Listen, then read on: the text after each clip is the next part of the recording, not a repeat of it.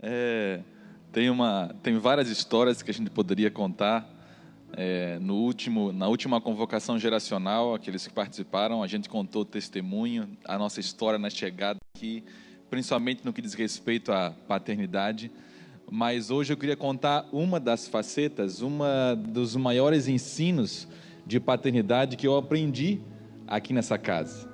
Eu cheguei aqui antes dos 30 anos, hoje já estamos com 43 aí, avançando, né? Vai passar muito rápido, gente. Mas eu lembro que assim que eu cheguei aqui, encostado ali naquele púlpito ali, teve um dos cultos que eu estava prostrado, mas não prostrado de sujeição a Deus, eu estava prostrado de exaustão, de cansaço, sem uma palavra, sem algo que desse sentido. Eu lembro que o meu pastor, ele pegou na hora no meio do culto, foi lá, tocou em mim e falou: olha, pode levantar a cabeça. Levanta a cabeça porque Deus tem uma palavra para você. E, irmão, eu nunca fui de desistir de desafios. Sempre gostei de desafios.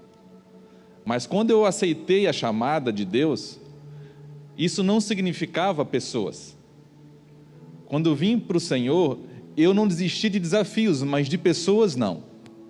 Não funcionava a mesma coisa, desafios e pessoas para mim. Eu nunca tive que perseverar ao ponto de exaurir a minha alma, de entrar em tribulação por causa de alguém. E eu lembro que quando nós começamos aqui a escrever os livros no Mevan e participar tudo, teve os 3 livros que eu creio que muita gente já leu, que é o Curados para Servir, Liderança, Visão e Paternidade. Aqueles livros nós escrevemos juntos, eu e o pastor Luiz, e o de paternidade eu lembro que depois que eu escrevi, um dia eu estava lá na cantina também. Você pensa que é tudo palavra de alegria, irmão? Não, tem palavra que vem para... Eu estava encostado assim, bem na cantina, e o pastor Luiz um dia chegou, ele falou assim: Deus, né, você está falando bastante sobre paternidade, e eu lembro que ele olhou para mim assim: mas Deus vai te ensinar. Deus vai trazer pessoas, filhos, para você aprender. E isso não vai limitar somente a sua casa, porque eu tenho lá na minha casa 2 filhas que eu amo, a Ingrid e a Yasmin. Eu até gostaria que a minha esposa hoje estivesse aqui comigo, mas ela está assim. Nós aprendemos sofrendo, tanto em todas as áreas daquilo que nós falamos sobre paternidade. E como eu falei para vocês, eu nunca fui de correr de desafios. Sempre gostei, mas quando Deus começou a me ensinar, a me colocar nessa escola, que o maior desafio que Ele gostaria que eu aprendesse, a não desistir, a perseverar até o fim, era sobre pessoas, as coisas começaram a mudar, a se transformar. Eu quero falar isso por quê? Porque eu sei que tem milhares de pessoas, muitas pessoas que estão sofrendo caladas. Tem muitas pessoas, muitos pais doentes hoje, prostrados, literalmente prostrados. E pessoas que nós temos atendido aqui diariamente, pessoas que não aguentam mais tanta derrota aparente e não sabem o que fazer mais para perseverar, não sabem aonde buscar força. Aonde que eu posso, pastor? O que eu preciso fazer para continuar? Me diz se vai dar certo isso. Me diz se isso vai chegar no fim e vai dar certo. Eu tenho visto muitas pessoas, temos podido ajudar muitas pessoas hoje, com a mesma consolação que nós fomos consolados um dia. Mas eu quero deixar um texto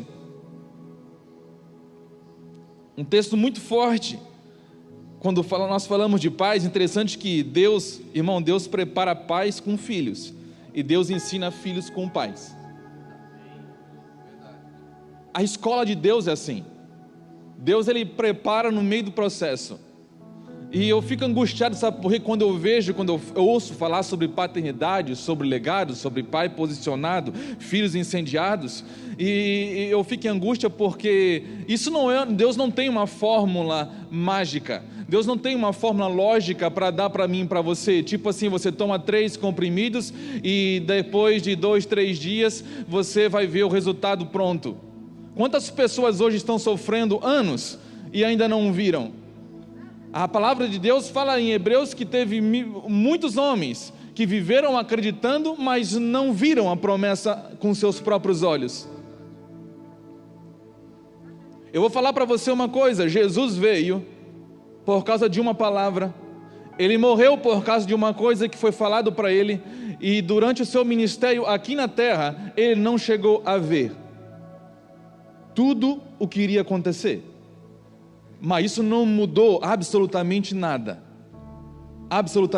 porque existe algo que queima, que pode transformar, e pode fazer eu e você, nós vivermos uma experiência que somente Deus, a princípio, Ele começa a ensinar, impartir conosco, que está lá escrito em Romanos 4, que Ele fala que Deus chama as coisas que não são como se já fossem, ou seja, de alguma forma, Deus trata de mim, de você, baseado não no que você está vendo agora, mas baseado no que aquilo vai acontecer ainda.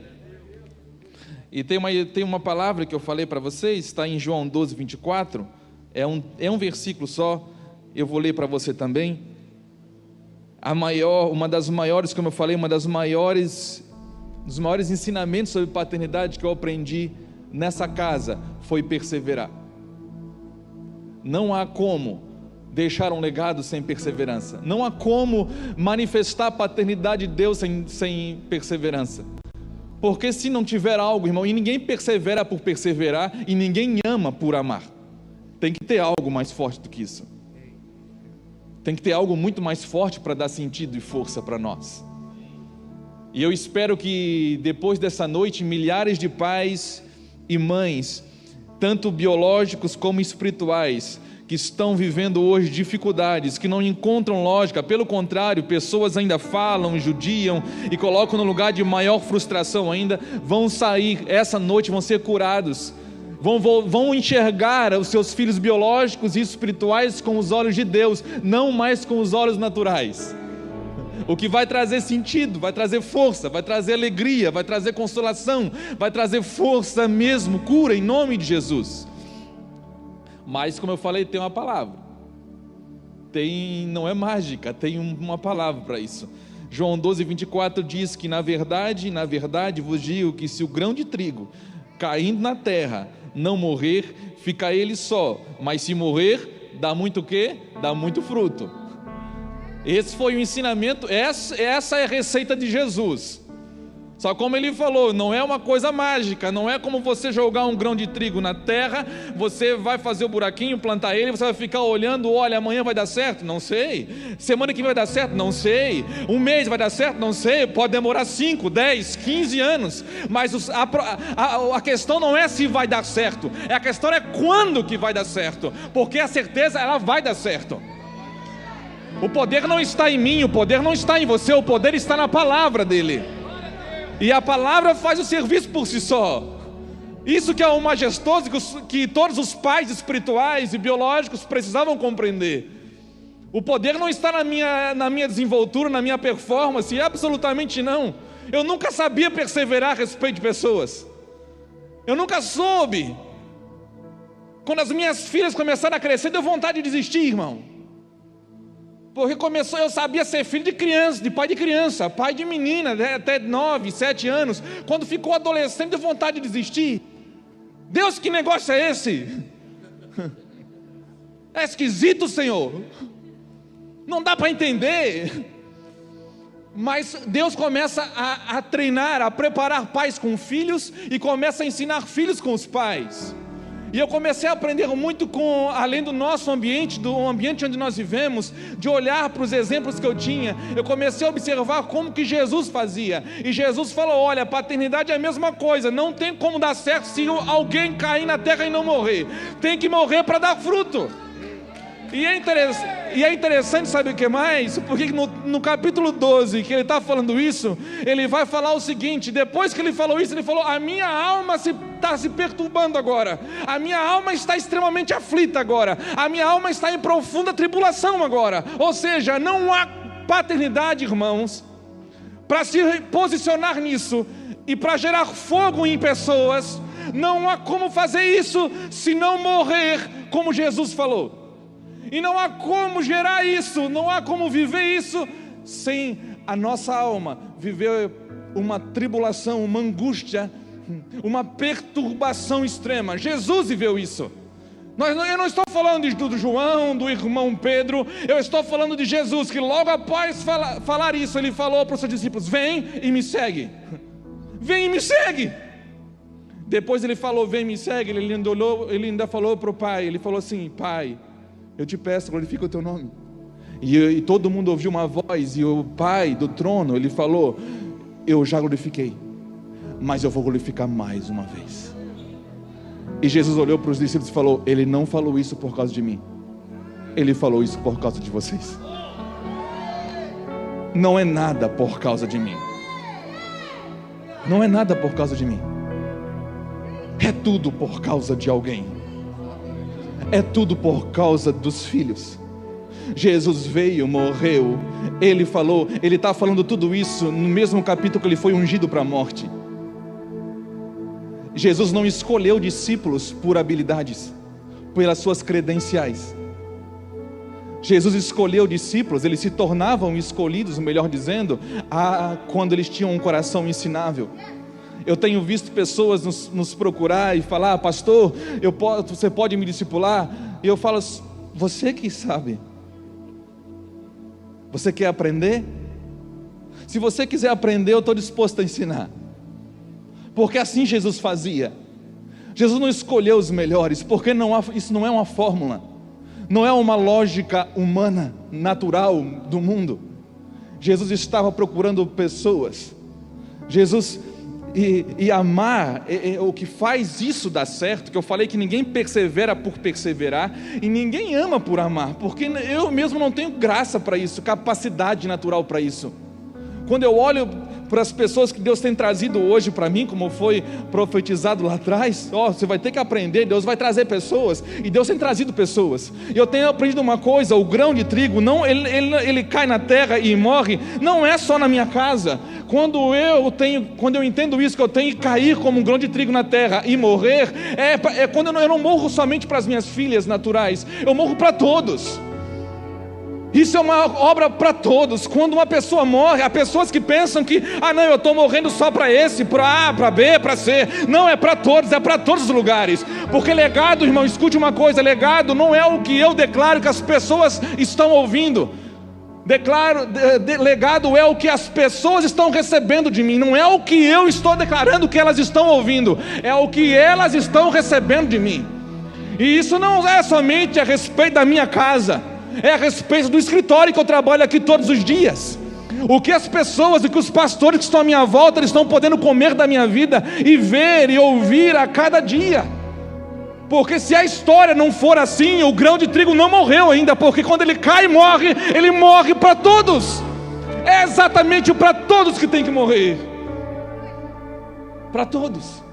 Mas como perseverar? Como amar quando você olha que para se reposicionar, para incendiar pessoas, é algo tão sobrenatural, tão grande, que você Deus, eu não tenho capacidade para isso. Um dia eu prometi, depois de escrever o livro com o pastor Luiz, depois de ouvir isso, depois de começar a apanhar, um dia eu comecei a falar assim: Deus, nunca mais eu vou pregar sobre esse negócio. Eu não prego mais. Sério? Eu não prego mais. Eu não prego mais. Aí eu comecei a ver que o meu nível de compaixão, o meu nível de misericórdia começou a mudar. Porque eu comecei a olhar pessoas, e eu comecei a ver a dor nas pessoas, a dor que Deus queria compartilhar comigo. Paulo, ele só sentiu o quanto importava sofrer pelo Evangelho quando ele começou a sofrer. Quando ele começou a sofrer. E quando eu comecei a observar a dor, eu percebi: Deus, existe algo que precisa ser o combustível, a capacidade para que possamos viver isso. E eu fui levado a uma palavra que Jesus ele ensinou muito. Você vai ver isso em João capítulo 15. Você vai ver Jesus falando uma coisa. Primeiro ele diz: sem mim vocês não podem fazer nada. Em matéria de paternidade, irmão, sem Jesus a gente não pode fazer nada. Absolutamente nada. Mas ele diz uma coisa: se as minhas palavras permanecerem em vocês, vocês permanecerão no meu amor. Irmão, não há nada capaz de fazer isso poder se tornar realidade, de um pai se posicionar sem ver absolutamente nada. Porque, irmão, quando as coisas são claras, são nítidas, é fácil. Quando um avião está voando com o céu aberto, sem tempestade, o piloto ele tem visibilidade, é fácil. Agora, quando não há visibilidade nenhuma, no meio de uma tempestade, e tem que andar pelo que alguém está falando, pelo que a torre lá longe está falando, por coordenadas que você está recebendo, e não vê nada, é outro tipo de voo. E eu quero falar, há várias escolas de amor que nós podemos viver, e eu quero falar, quanto mais profundo no amor de Deus for, mais parecido com os sentimentos dele, irmão, e não tem nada a ver com feeling natural, não tem nada a ver com feeling natural isso é uma verdade, isso é uma palavra viva, que queima dentro do nosso coração. Quando você começa a perceber, se as palavras dele permanecem em mim, eu vou estar no amor de Cristo, e numa vez que eu estou no amor de Cristo, eu já não desisto mais de ninguém, não é pela pessoa mais.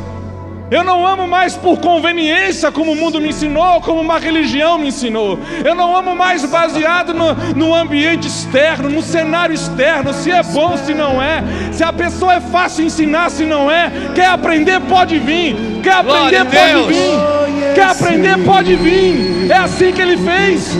Ele chamava várias pessoas, ele chamava milhares de pessoas, e nunca fechou a porta para ninguém, porque ele era a porta escancarada, ele era a porta aberta, ele era a porta aberta. Hoje nós vemos milhares de homens querendo ensinar, escolhendo a dedo. Eu quero esse, irmão, eu quero aqueles que ele quer. Ele morreu por todos, e ele fala, por isso que Jesus insistiu tanto, as minhas palavras, Fernando, precisam entrar em você. Nunca foi de teoria.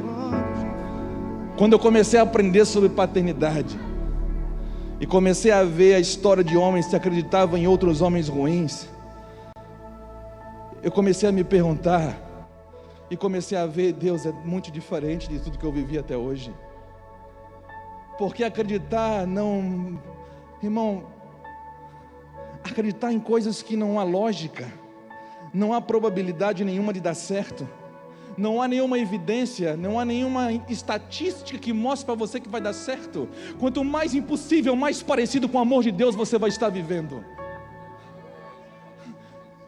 Exatamente, pastor. Esse é o sentimento, porque a experiência que eu comecei a viver no meio do ensino foi: Deus, eu estou amando mais, mas eu estou sendo menos amado. Você acha que Jesus, quando falou no capítulo 12, a minha alma, Pai, está angustiada agora, Jesus falando, você acha que o que levou ele para a cruz, irmão, até as declarações de amor dos discípulos era furada até aquele momento? Senhor, nós vamos contigo até a morte, era tudo mentira, não iam. Mas isso não mudou nada. Jesus foi por causa de uma palavra. Ele falou: Pai, eu vou pedir para você me livrar. Não, eu vim, foi para isso. Nós viemos para isso. Eu vim para isso. Você veio para isso. E como eu falo para as minhas filhas lá em casa, eu falo para a Ingrid, falo para Yasmin, nós conversamos, eu e a Débora, nós viemos para isso. Não há sentido fora disso. Uma vez que repousa essa palavra, que ela já começou a pairar, que ela começou a entrar em você, não adianta você ir para qualquer lugar. Você pode ir para a esquerda, você pode ir para a direita, você só vai sentir satisfação, a vida plena, o gozo completo, como diz João na primeira carta, no primeiro capítulo. Você vai se sentir somente quando você tiver comunhão com o Pai e com o Filho. E você só tem comunhão com o Pai e com o Filho quando as palavras dele permanecem em você. Pai e mãe, eu quero falar para você hoje de filhos biológicos e naturais. Para perseverar, para amar, você pode investir em pessoas que você vai morrer e não vai vê-las se entregando. Eu conheci a história de eu tenho um primo que ele morreu, acho que com 18 anos. A mãe ficou orando por ele, orando, e na bula desse remédio não dizia quando que ele iria vir. A religião fica louca com isso. Mas um dia, aquele menino aparentemente nunca quis ouvir. Mas um dia, aquele menino sofreu um acidente nas margens perto da rodovia 470. Ele e um outro amigo de carro. Quando ele caiu para fora do carro, morrendo, agonizando no meio-fio, os bombeiros chegaram, ele viu que o amigo dele estava pior do que ele. Meu primo falou para o bombeiro: não precisa me atender, atendam ele. Ele teve uma experiência com Jesus que ele ouviu falar no último momento da vida dele. Mas alguém perseverou. Nós perseveramos por causa de uma palavra, não é porque nós somos bons. Eu sempre gostei de desafios, mas nunca soube o que era não desistir de pessoas. E hoje, quando a gente ouve pessoas no escritório, às vezes dá vontade de dar um apertão, dá vontade de às vezes dar uma cintada, né? Mas você olha pessoas e passa filmes na sua cabeça, e você vê Deus, eu amo Ele, não pelo que Ele está vivendo agora, eu amo Ele por causa da palavra que habita em mim. A palavra me incendiou. Isso não é por emoção. Jesus não foi emocionado para a cruz, Jesus foi angustiado para a cruz. Jesus não estava alegre: olha, eu vou morrer, todo mundo gente boa, vale a pena morrer por todo mundo, olha que coisa linda, está todo mundo dando boas respostas, vai arrebentar, eu vou morrer, já vão tudo dar certo. Não, irmão, ele morreu, ressuscitou, 40 dias ensinando, depois teve que vir poder, a turma, aí começou a fluir, irmãos. Perseverar, amar filhos, pessoas, até que elas encontrem algo, até que elas fiquem firmes. Você só vai fazer isso por causa da palavra que habita em você. Se vocês estiverem em mim e as minhas palavras estiverem em vós, vocês estarão no meu amor. No meu amor. Essa é o maior ensino que eu aprendi. Depois que eu cheguei aqui, começamos a mergulhar, e eu queria compartilhar essa noite com você. Por quê? Porque eu sei que tem milhares de pessoas sofrendo, angustiadas, que não tem nem coragem de falar para alguém, porque vão falar que elas estão em pecado, querem trazer culpa. E eu quero falar, quando você está fazendo um vaso, não escute os comentários enquanto ele está sendo feito. Nós não podemos dizer se um vaso é feio ou é bom enquanto ele está na mesa de produção. Somente quando ele está pronto. É quando a glória vem. A glória só vem quando está pronto. Então, enquanto não está pronto, se movimente por causa da palavra.